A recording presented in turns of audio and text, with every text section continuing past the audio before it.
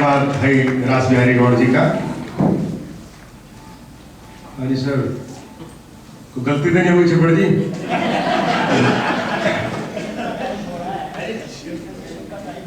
जैसे आप कहो तो पहले कर देता हूँ, तो बात थोड़ी है। नहीं ऐसी कोई, सुनो देखो बात ये है, इसमें कोई परेशानी नहीं, किस समय करना है आपने बताओ, उतनी देर में कर देता हूँ। इनकी बात हो जाएगी। नहीं हुक्म तो आप करोगे ना, मैंने तो क्या करना। मैं तो हुक्म मानने का आदमी हूँ, वहां उसका माना करता था, ये आपका मान लूंगा। मैं संक्षिप्त काव्य पाठ करके हाँ, मतलब कोई बात नहीं, आप देखिए एक बार तालियां बजाकर इनको आदेशित करें।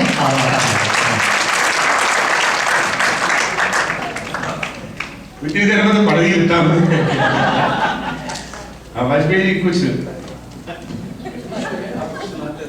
नहीं, वो मुझे याद है, ऐसे एक आदमी कहीं सुना रहा था, तो एक आदमी लठ लेके इधर से उधर घूम रहा था। मैंने कहा था पसंद नहीं आ रही तो बैठ जाता हूँ। बोला नहीं आप तो सुनाइए, मैं तो उसे ढूंढ रहा हूँ जिसने आपको बुलाया है।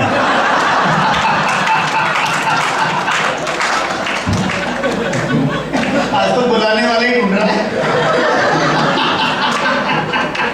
बुलाने वाला ये देख रहा है स्पॉन्सर कौन कौन थे पहले बहरहाल मैं आपको सुना के एक आधी कविता सुनाता हूँ। और एक तो सबसे बड़ी बात याद रखना, तो मैंने पुलिस वाली कविता नहीं सुनाई थी मेरे ख्याल, हनुमान जी और पुलिस वाली, मुझे याद है नहीं सुनाई, मैं सुनाता हूँ आपको। भाई हमारे बस एक वो दो चीजें सुना के, और मैं आपका जो इंटरवल है उसको भी जो है पास ला देता हूँ। ये इंटरमिशन जो है, मिशन तो पूरा कामयाब होगा। डरता रहता हूँ बीच बीच में, यहाँ से वहां जा रहा है, वहां से यहाँ जा रहा है, कहाँ तक जा रहा है कुछ मामला ही पता लगे। देखिए वो बोर्डों की बात की, पहले मैं कविता उसके बाद सुनाता हूँ। पहले बोर्ड की बात की थी भाई, हमारे रासबिहारी गौड़ जब पढ़ रहे थे तो उन्होंने बोर्डों का जिक्र किया था। मैं पिछले दिनों चला गया इनके घर अजमेर के अंदर, तो गया तो पहले एक पेंटर बैठा करता था इनकी गली के बाहर में, आपकी बार गया तो पेंटर गया, तो मैंने कहा गौड़ साहब वो पेंटर का क्या हुआ? अरे बोला भाई साहब वो तो साक्षरता की भेंट चढ़ गया। मैंने कहा पेंटर और पढ़ाई लिखाई की भेंट चढ़ गया? बोला हाँ, उसके पास बहुत अच्छे अच्छे बोर्ड बनने के लिए, एक नाई एक हेयर ड्रेसर बोर्ड देगा लिखने के लिए, यहाँ बढ़िया हजामत की जाती है। दो बोर्ड फिल्म वाले देगा लिखने के लिए, खतरों के खिलाड़ी बर्बाद करके रख देंगे।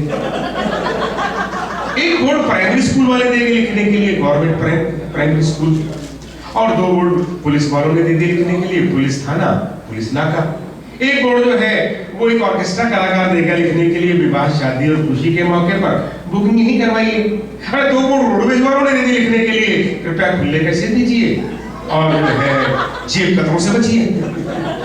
और एक बोर्ड जो है शमशान घाट वालों ने दे दिया लिखने के लिए, शमशान घाट। तो मैंने कहा हुआ क्या? और उसने बहुत बढ़िया बोर्ड बनाए, बहुत बढ़िया कलर कॉम्बिनेशन, बहुत बढ़िया कलर कंट्रास्ट। मैंने कहा फिर हुआ क्या? बोल उसके यहाँ एक अनपढ़ नौकर था, उसकी जिम्मेदारी लगा दी, बोर्ड लगा दिया। अब यहाँ का बोर्ड वहां लगाया, वहां का बोर्ड वहां लगाया। अब मजा लीजिए, आप पुलिस थाने के बाहर उसने बोर्ड लगा दिया, यहाँ बढ़िया हजामत की जाती है।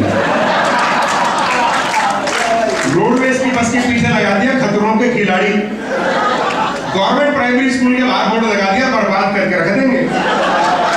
ऑर्केस्ट्रा कलाकार के यहाँ बोर्ड लगा दिया, जेब कतरों से बचिए। अच्छा पुलिस नाके के बाहर लिखवा दिया, वहां लिखवा दिया कृपया खुले पैसे दीजिए।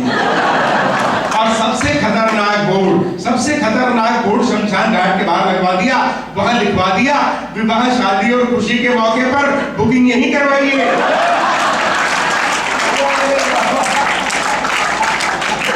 अच्छा अन्ना हजारे की बात मैं करना चाह रहा था, बीच में फिर रह जाए, कई बार क्या बात करते करते भूल जाते हैं। मैं बात कर रहा था यहाँ भाई मराठी भी हैं, गुजराती भी हैं और तमाम लोग पंजाबी भी हैं सुनने वाले।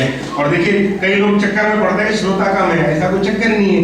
यहाँ तो वहां देखिए एक पगड़ी यहाँ है, दो वहां है और एक उधर है, मतलब पूरे के पूरे जो है 5 लाख श्रोता तो यहाँ पूरे के पूरे जैसे बाकी आप और सुनते रहो, कोई दिक्कत ही नहीं है। वो तो एक सरदार जी जा रहे थे, वो किसी ने कहा यार तिरंगे में 3 रंग हैं, जो सफेद है वो ईसाइयों का है, हरा मुसलमानों का है, जो ये केसरिया है हिंदुओं का है, तुम्हारा क्या है? तो सरदार जी बोले डंडा है। तेरे बाप का है क्या? भाषाओं की बात कर रही कि आज स्थिति देश में क्या है कि प्रधानमंत्री सिख उपराष्ट्रपति मुसलमान, कि प्रधानमंत्री सिख उपराष्ट्रपति मुसलमान, विपक्ष की नेता हिंदू और सत्ता का रिमोट एक ईसाई के साथ है। पूरा देश कौमी एकता के साथ है, पूरा देश कौमी एकता के साथ। की बात कर रहे हैं साहब, देखिए कांग्रेसियों का आजकल भारत में जो फल है, पसंदीदा फल, वो है अनानास।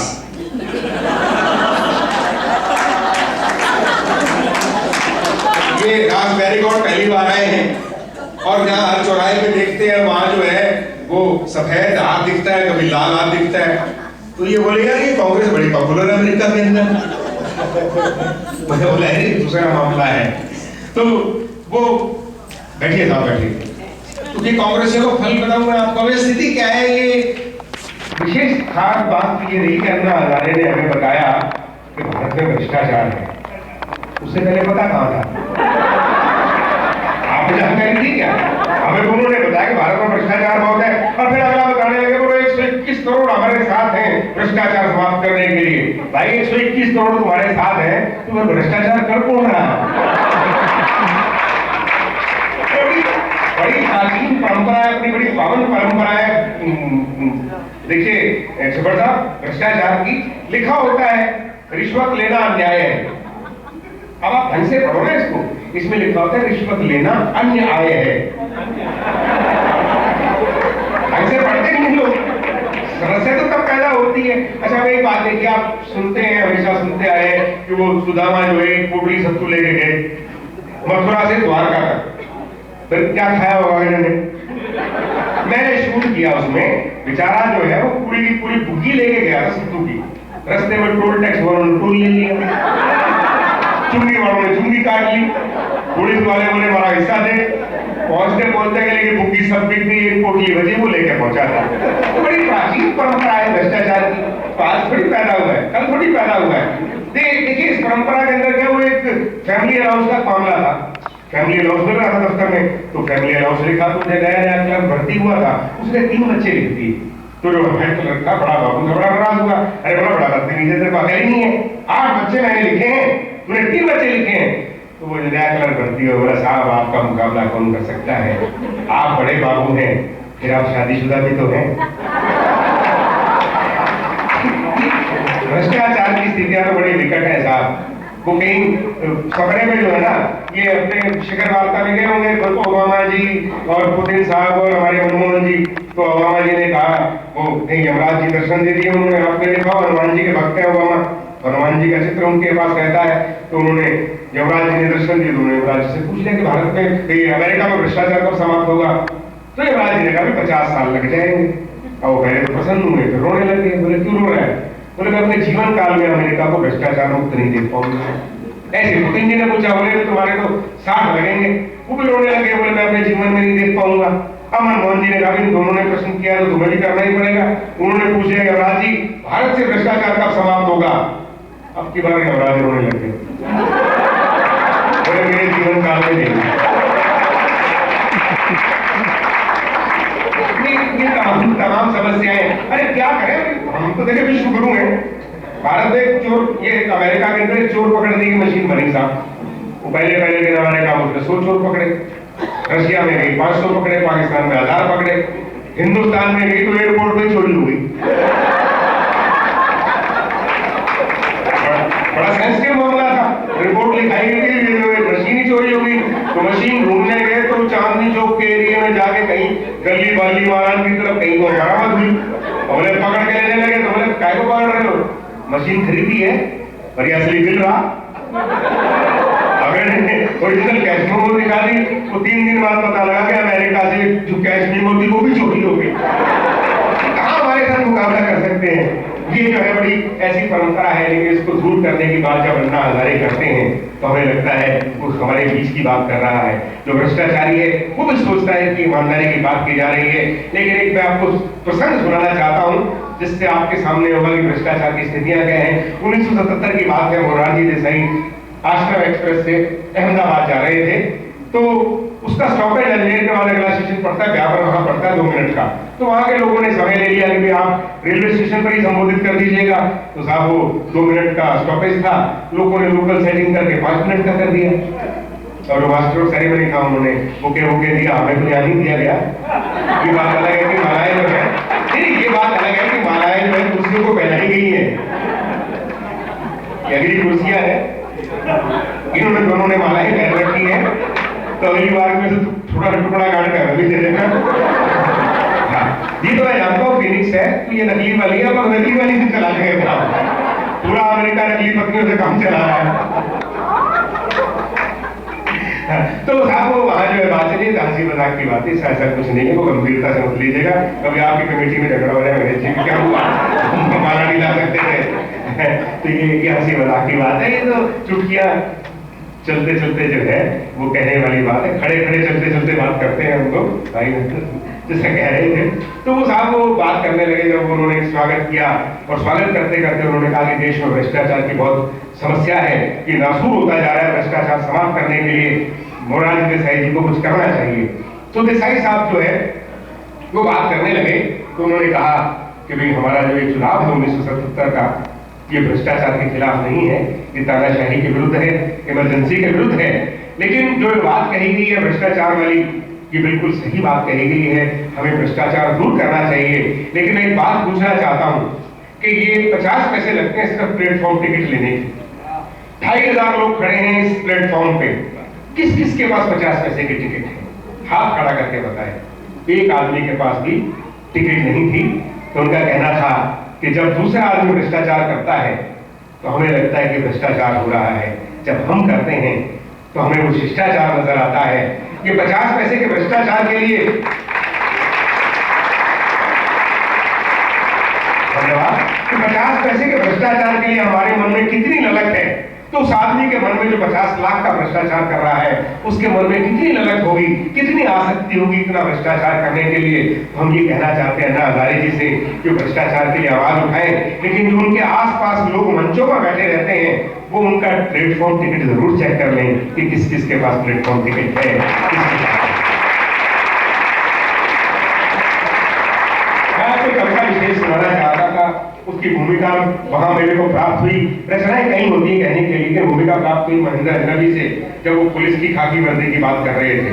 तो मैंने एक कविता साथ लिखी पुलिस और हनुमान जी पे, मैं उसके बारे में बताना चाहता हूँ। लेकिन उससे पहले सरोज कुमार जी हमारे इंदौर के कवि, तो उन्होंने एसपी साहब से पूछा कि पुलिस वाले आजकल खोजी कुत्ते काम में क्यों नहीं लाते हैं, कि पुलिस वाले आजकल खोजी कुत्ते काम में क्यों नहीं लाते हैं। तो एसपी साहब बोले, मगज सुनते सुनते वापस थाने में चले आते।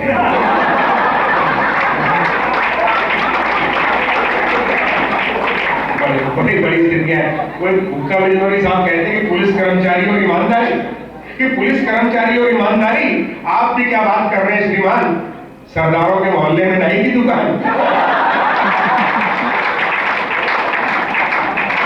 पुलिस की बात है साहब, लेकिन ईमानदारी की बात है कि हर व्यवसाय का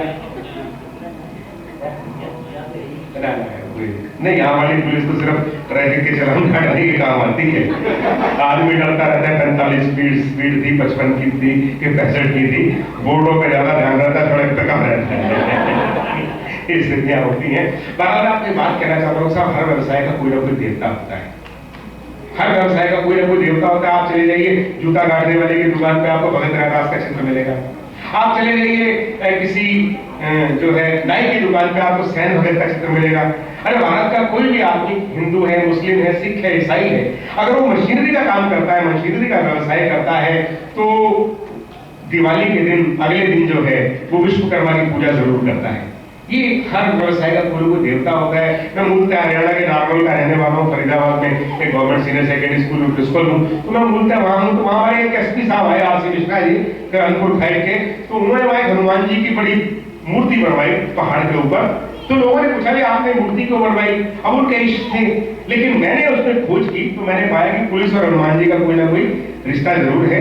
मैंने ये स्थापित करने का प्रयास किया है, जरा सफल होगा वो आपकी तालियां बजाएंगी, बताएंगी कि हनुमान जी को मैंने उनका देवता स्थापित करने का प्रयास किया है। वैसे हनुमान जी तो इतने डिमांडेड हैं कि हर कोई उन्हें अपना देवता कहता है, हर कोई अपना देवता कहता है। वो जो है एक बंगाली भाई बोले, भाई हनुमान जी तो हमारे देवता है। बोले तुम्हारे कैसे हैं? बोले हमारे नाम ही ऐसे होते हैं, चैटर्जी, मुखर्जी, बानर्जी। तो तो मुसलमान भाई बोला फालतू की बात मत करो, हनुमान जी हमारे देवता है, हमारे नाम होते हैं रहमान, सुलेमान, सलमान, ऐसे हनुमान।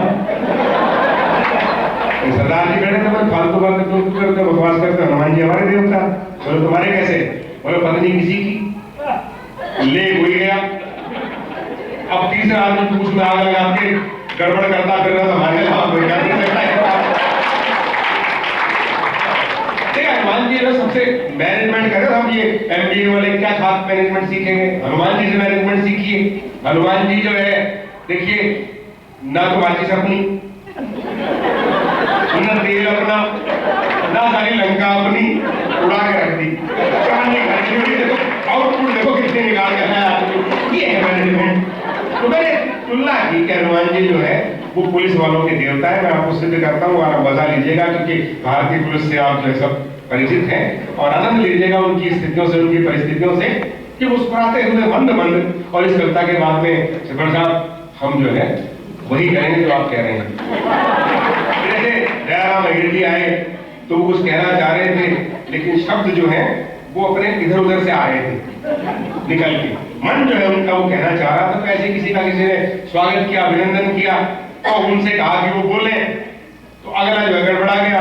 बोले जी जो आपने मेरा वो किया ना, उसके लिए मैं आपका ये हूं।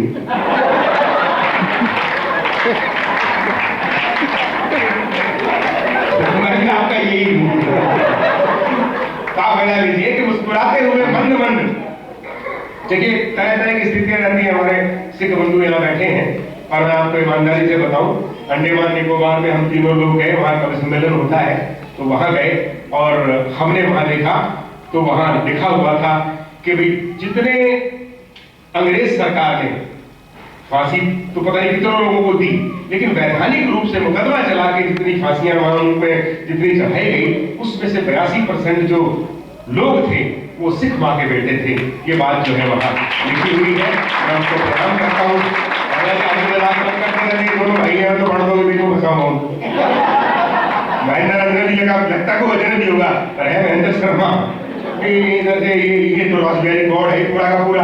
अरे मैंने कहा गॉड, बोला वहां गॉड, और अमेरिका में चले जाए तो गॉड।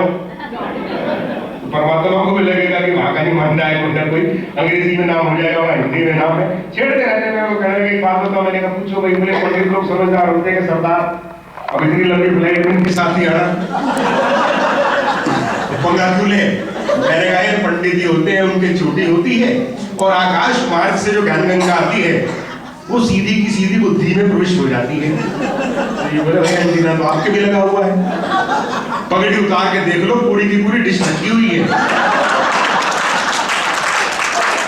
मैंने कहा रात बिहारी भाई, ज्ञान अपने को आता है, थोक में आता है, पर समस्या क्या है कि दाढ़ी से आंखों के नीचे चला जाता है। लेकिन ये हंसी की बात थी, ईमानदारी की बात ये है कि जब किसी सरदार जी की बुद्धि अर्थ होकर खेतों में पहुंचती है, तो वहां फसलें नहीं, सोना लहरा उठता है। जब वो बुद्धि अर्थ होकर सीमाओं पर पहुंचती है, तो देश की रक्षा के लिए बंदूकें उठ खड़ी होती हैं। और समस्त सदन का प्रेम और आशीर्वाद चाहूंगा, जब वो बुद्धि अर्थ होकर सच्चाई, ईमानदारी और कर्तव्य निष्ठा पर पहुंचती है, तो एक सामान्य व्यक्ति भी देश का प्रधानमंत्री बन जाता है। लीजिए, ये तरह तरह रोज के तरह से बात कर रहे थे, पगड़ी बांध रहा था मैं, पगड़ी बांध रहा था। बोला पगड़ी क्यों बांधते हैं सरदार लोग? इसलिए बांधते हैं कि दिमाग सेंटर में रहे। अरे ये परेशान हो गया, बोला जी पगड़ी नहीं बांधनी आती। मेरे को कहा परेशान क्यों हो रहा है? बोला भाई साहब पगड़ी नहीं बांधनी आती। अरे मैंने कहा इसमें परेशान होने की बात नहीं है। बोला नहीं आती है। मैं कहा परेशान मत हो, मुझे कौन सी शेव करनी आती है? किसी को कुछ नहीं आता, किसी को कुछ नहीं आता।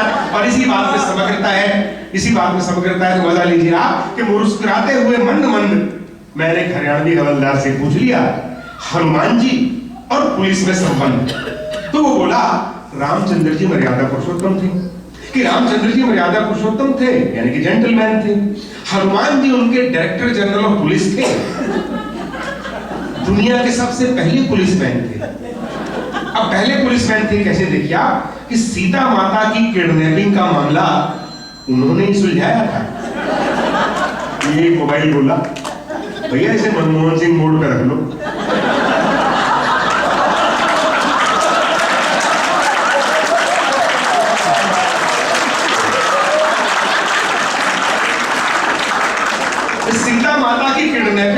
मामला उन्होंने ही सुलझाया था, हवा में तैर के अशोक वाटिका में से बरामद करके दिखाया था।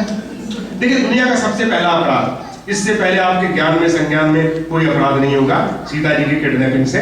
और देखिए एक खास बात देखिए, पुलिस वाले को अगर एक मूंगफली खानी है तो सीधे सीधे मूंगफली उठा के नहीं खाएगा, पहले डंडा मारेगा, 20-30 बिखेरेगा, फिर खाएगा। अब ये आदत कहां से आई?